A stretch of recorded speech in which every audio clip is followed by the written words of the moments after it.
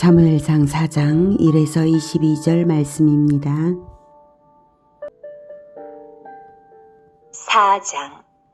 사무엘의 말이 온 이스라엘에 전파되니라.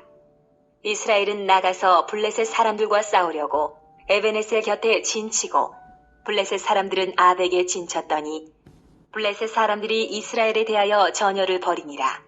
그 둘이 싸우다가 이스라엘이 블레셋 사람들 앞에서 패하여 그들에게 전쟁에서 죽임을 당한 군사가 4,000명가량이라. 백성이 진영으로 돌아오매 이스라엘 장로들이 이르되 여호와께서 어찌하여 우리에게 오늘 블레셋 사람들 앞에 패하게 하셨는고? 여호와의 언약궤를 실로에서 우리에게로 가져다가 우리 중에 있게 하여 그곳으로 우리를 우리 원수들의 손에서 구원하게 하자 하니, 이에 백성이 실로에 사람을 보내어 그룹 사이에 계신 만군의 여호와의 언약궤를 거기서 가져왔고, 엘리의 두 아들 홈니와 비느하스는 하나님의 언약궤와 함께 거기에 있었더라. 여호와의 언약궤가 진영에 들어올 때에 온 이스라엘이 큰 소리로 외치매 땅이 울린지라. 블레셋 사람이 그 외치는 소리를 듣고 이르되 히브리 진영에서 큰 소리로 외치면 어찌 됨이냐? 하다가 여호와의 궤가 진영에 들어온 줄을 깨달은지라. 블레셋 사람이 두려워하여 이르되 신이 진영에 이르렀도다 하고 또 이르되 우리에게 화로다. 전날에는 이런 일이 없었도다. 우리에게 화로다. 누가 우리를 이 능한 신들의 손에서 건지리요? 그들은 광야에서 여러 가지 재앙으로 애굽인을 친 신들이니라. 너희 블레셋 사람들아, 강하게 되며 대장부가 되라. 너희가 히브리 사람의 종이 되기를 그들이 너희의 종이 되었던 것 같이 되지 말고 대장부같이 되어 싸우라. 하고 블레셋 사람들이 쳤더니 이스라엘이 패하여 각기 장막으로 도망하였고, 살육이 심히 커서 이스라엘 보병에 엎드러진 자가 3만 명이었으며 하나님의 궤는 빼앗겼고 엘리의 두 아들 홈니와 비느하스는 죽임을 당하였더라. 당일에 어떤 베냐민 사람이 진영에서 달려나와 자기의 옷을 찢고 자기의 머리에 티끌을 덮어쓰고 실로에 이르니라. 그가 이를 때는 엘리가 길 옆 자기의 의자에 앉아 기다리며 그의 마음이 하나님의 궤로 말미암아 떨릴 즈음이라. 그 사람이 성읍에 들어오며 알림에 온 성읍이 부르짖는지라. 엘리가 그 부르짖는 소리를 듣고 이르되 이 떠드는 소리는 어찌 됨이냐? 그 사람이 빨리 가서 엘리에게 말하니 그때의 엘리의 나이가 98세라. 그의 눈이 어두워서 보지 못하더라. 그 사람이 엘리에게 말하되 나는 진중에서 나온 자라. 내가 오늘 진중에서 도망하여 왔나이다. 엘리가 이르되 내 아들아, 일이 어떻게 되었느냐? 소식을 전하는 자가 대답하여 이르되 이스라엘이 블레셋 사람들 앞에서 도망하였고 백성 중에는 큰 살육이 있었고 당신의 두 아들 홈니와 비느하스도 죽임을 당하였고 하나님에게는 빼앗겼나이다. 하나님의 궤를 말할 때에 엘리가 자기 의자에서 뒤로 넘어져 문 곁에서 목이 부러져 죽었으니 나이가 많고 비대한 까닭이라. 그가 이스라엘의 사사가 된 지 40년이었더라. 그의 며느리인 비느하스의 아내가 임신하여 해산 때가 가까웠더니 하나님의 궤를 빼앗긴 것과 그의 시아버지와 남편이 죽은 소식을 듣고 갑자기 아파서 몸을 굽으려 해산하고 죽어갈 때에 곁에 서 있던 여인들이 그에게 이르되 두려워하지 말라. 내가 아들을 낳았다. 하되 그가 대답하지도 아니하며 관념하지도 아니하고 이르기를 영광이 이스라엘에서 떠났다 하고 아이 이름을 이가봇이라 하였으니 하나님의 궤가 빼앗겼고 그의 시아버지와 남편이 죽었기 때문이며, 또 이르기를 하나님의 궤를 빼앗겼으므로 영광이 이스라엘에서 떠났다 하였더라. 사랑하는 형제 여러분, 2월 3일 목요일 새벽 묵상에 오신 것을 환영합니다. 3장에서 하나님께서 사무엘에게 찾아와 엘리 가문의 심판을 선언하셨죠. 그 선언대로 되어가는 표징이 오늘 4장에서 나타납니다. 먼저 사무엘상 2장 32, 34절에는 하나님께서 이렇게 말씀하시기를 32절 이스라엘에게 모든 복을 내리는 중에 너는 엘리는 내 처소의 환난을 볼 것이요 내 집이 영원토록 노인이 없을 것이며 내 제단에서 내가 끊어버리지 아니할 네 사람이 내 눈을 쇠잔하게 하고 내 마음을 슬프게 할 것이요 내 집에서 출산되는 모든 자가 젊어서 죽으리라. 내 두 아들 홈리와 비나스가 한날에 죽으리니 그 둘이 당할 그 일이 내게 표징이 되리라. 이렇게 예언되어 있는데요. 이대로 이루어지는 것이 오늘 본문이고요. 먼저 사무엘은 엘리 가문에 벌어지는 일과는 무관하게 사역적 성장을 하고 있는 중이었습니다. 1절 사무엘의 말이 온 이스라엘에 전파되니라. 성경이 대조적으로 보여주는 점들이 있는데요. 전장까지 사무엘과 엘리 집의 대조는 충직함과 불성실함의 대조였다면 오늘 본문의 대조는 말씀과 우상화의 대조입니다. 사무엘은 말씀으로 사역하고 말씀이 없는 엘리 집은 언약궤 자체를 우상화하는 오류를 범했습니다. 사무엘은 본장에서는 1절에만 언뜻 언급하고 나타나지 않고요. 7장에 가서야 나타나는데요. 7장에서 첫 언급이 이렇습니다. 7장 3절 사무엘이 이스라엘 온 족속에 말하여 이르되 만일 너희가 진심으로 여호와께 돌아오려거든 전심으로 여호와께 돌아오려거든 이방신들과 아스다롯을 너희 중에서 제거하고 너희 마음을 여호와께로 향하여 그만을 섬기라. 그리하면 너희를 블레셋 사람의 손에서 건져내시리라. 이 당시에는 사무엘이 이 말을 할 당시에는 언약궤를 빼앗긴 후 실로에 되돌리지 못한 채 있었던 기간인데요. 사무엘은 블레셋으로부터의 구원은 언약궤의 원상 회복에 있다고 말하지 않고 전심으로 여호와께 돌아오려거든 이방신들과 아스다롯을 너희 중에서 제거하고 너희 마음을 여호와께로 향하여 그만을 섬기라고 말하고 있습니다. 전심으로 마음을 여호와께 향하여 여호와의 말씀에 순종하라는 뜻이죠. 이렇게 7장에서 온 이스라엘의 영향력 있는 선언을 하기까지 사무엘은 말씀 사역으로서 성장하는 중에 있었던 것입니다. 사무엘의 말이 온 이스라엘에 전파되니라. 이스라엘은 나가서 블레셋 사람들과 싸우려고 에베네셀 곁에 진치고 블레셋 사람들은 아벡에 진쳤더니 2절 블레셋 사람들이 이스라엘에 대하여 전열을 벌이니라. 그 둘이 싸우다가 이스라엘이 블레셋 사람들 앞에서 패하여 그들에게 전쟁에서 죽임을 당한 군사가 4,000명 가량이라. 블레셋의 압제는 이미 오래된 일이었고요. 전쟁 중이었습니다. 전쟁의 원인을 성경이 말하지 않지만 근본 원인은 이스라엘이 하나님을 떠났으므로 이스라엘을 징계하는 도구로서 블레셋을 사용하셨다는 것입니다. 하나님은 내버려 두심으로써 징벌이 되게 하십니다. 그러한 점은 이미 사사시대 내내 악순환으로 증명된 사실입니다. 사사기 3장 8절에서는 여호와께서 이스라엘에게 진노하사 그들을 메소보다미아 왕 구산 리사다임의 손에 파셨으므로 이스라엘 자손이 구산 리사다임을 8년 동안 섬겼더니 이렇게 말했고 사사기 3장 12절에서 이스라엘 자손이 또 여호와의 목전에 악을 행하니라. 이스라엘 자손이 여호와의 목전에 악을 행함으로 여호와께서 모압 왕 에글론을 강성하게 하사 그들을 대적하게 하셨다고 말하고 있고요.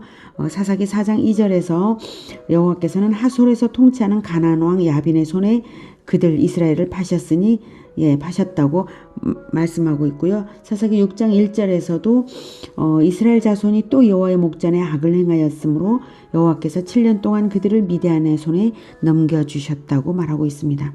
이렇게 이스라엘이 언제나 외적의 침입을 당할 때마다 사실은 그 근본적인 원인은 그들이 먼저 하나님의 언약을 배반했고 그래서 하나님께서 그들을 내버려 두셨다라고 하는 그 이유를 사사기가 계속 말해주었습니다.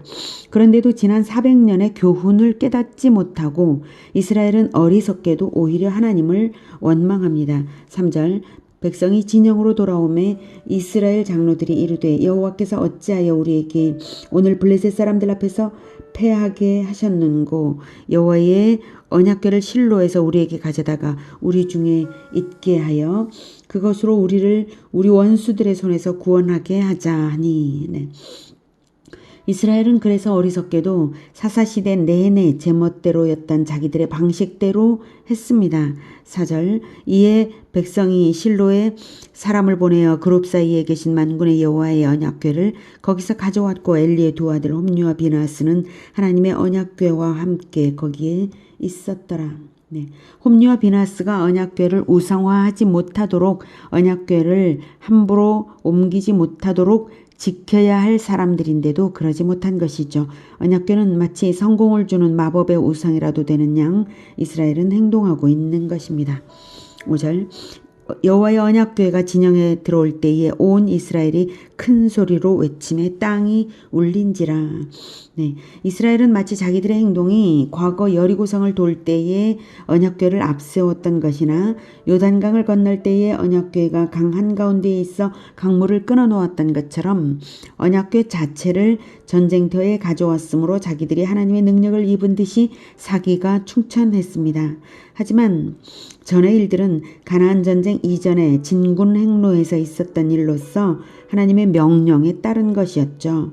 이스라엘은 모양새만으로 승리를 얻은 듯이 스스로 속았습니다. 6, 7절 블레셋 사람이 그 외치는 소리를 듣고 이르되 히브리 진영에서 큰 소리로 외침은 어찌 됨이냐 하다가 여호와의 궤가 진영에 들어온 줄을 깨달은지라. 블레셋 사람이 두려워하여 이르되 신이 진영에 이르렀도다 하고 또 이르되 우리에게 화로다. 전날에는 이런 일이 없었도다. 네. 블레셋은 이스라엘을 압제하는 지난 40년 동안에 이렇게 이스라엘의 힘을 얻은 적이 없었기에 충격을 받았습니다. 그래서 그들도 익히 들어서 알고 있었던 언약궤에 대한 두려움을 나타내고 있습니다. 사사기 13장 1절에는 블레셋의 40년 동안 이제 지배를 당하고 있었다는 걸 이미 보여주었고요. 자, 8절 우리에게 화로다. 누가 우리를 이 능한 신들의 손에서 건지리요. 그들은 광야에서 여러 가지 재앙으로 애굽인을 친 신들이니라. 블레셋은 다신교이기 때문에 신들이라고 표현했고요. 블레셋은 과거 출애굽 때로부터 광야 시대의 능력을 나타내신 하나님을 이미 들어서 잘 알고 있었고 극히 두려워했습니다. 9절 너희 블레셋 사람들아 강하게 되며 대장부가 되라. 너희가 히브리 사람의 종이 되기를 그들이 너희의 종이 되었던 것 같이 되지 말고 대장부같이 되어 싸우라 하고 블레셋 사람들이 쳤더니 이스라엘이 패하여 각기 장막으로 도망하였고 살육이 심히 커서 이스라엘 보병에 엎드러진 자가 3만 명이었으며 하나님의 궤는 빼앗겼고 엘리의 두 아들 홈리와 비나스는 죽임을 당하였더라. 처참한 패배였고 하나님의 심판 선언대로 홈리와 비나스는 같은 날에 죽었습니다.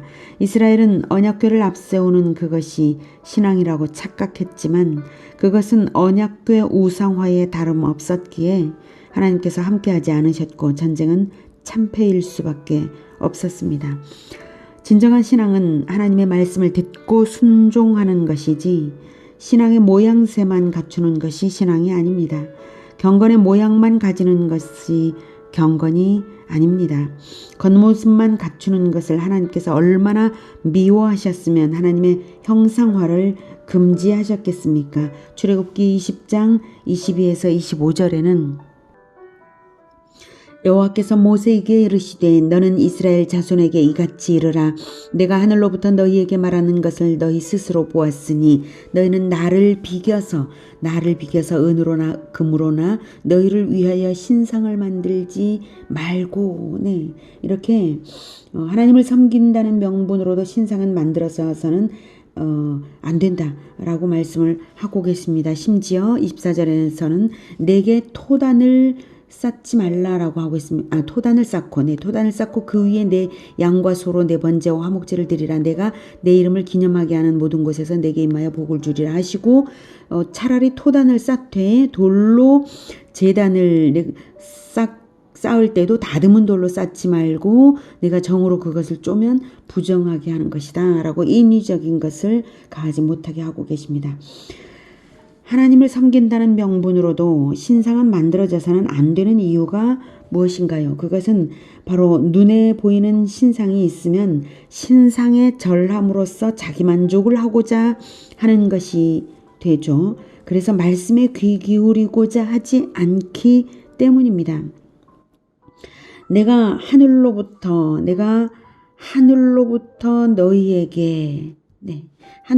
너희에게 말하는 것을 너희 스스로 보았으니라고 이유를 말씀하시지 않습니까? 구약시대에는 하늘로부터 성문법을 주신 이후에는 율법책에서 그리고 사람의 입을 통하여서 전달되고 가르쳐지는 하나님의 말씀이 있으므로 그 말씀을 따르는 것이 신앙입니다.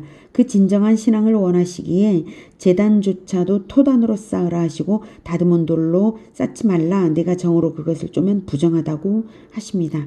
인위적인 마음이 들어있는 것은 죄가 끼어있는 것임을 알게 하시는 말씀입니다.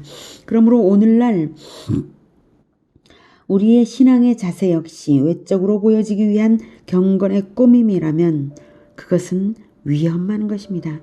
그러한 자들로부터는 돌아서라고 바울도 말했습니다. 디모데후서 3장 5절에 경건의 모양은 있으나 경건의 능력은 부인하니 이 같은 자들에게서 내가 돌아서라. 예수님께서도 외식하는 바리새인과 서기관들에 대한 저주를 퍼부으신 것이 마태복음 23장과 누가복음 11장에 가득합니다. 마태복음 23장 27절 한 절만 읽어볼게요. 화 있을진저 외식하는 서기관들과 바리새인들이여 회칠한 무덤 같으니 겉으로는 아름답게 보이나 그 안에는 죽은 사람의 뼈와 모든 더러운 것이 가득하도다. 이렇게 우상을 만들어야만 우상 숭배인 것이 아니라 피상적인 것을 하나님의 자리에 놓아 기뻐하면 우상 숭배인 것입니다. 겉모습만 가지고 기뻐하면 우상 숭배인 것입니다.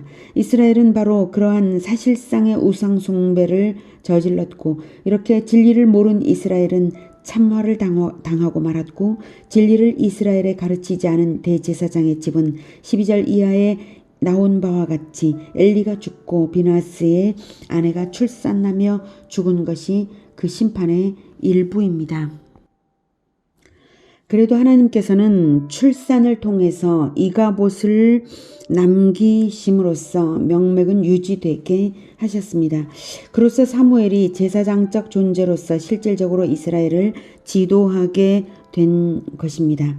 훗날의 엘리 가문은 마침내 솔로몬 때부터 아비아달 제사장이 폐위되고 사독이 그 자리에 들어감으로써 대제사장직을 빼앗겨서 2차적으로 심판이 성취되었습니다. 그리고 마침내 십자가에서 그리스도께서 운명하실 때에 성소의 휘장이 찢어짐으로써 제사제도의 종결과 함께 모든 거짓 제사장들을 버리심이 선언된 것이고 주후 70년에 성전이 완전히 파괴됨으로써 성취되었습니다.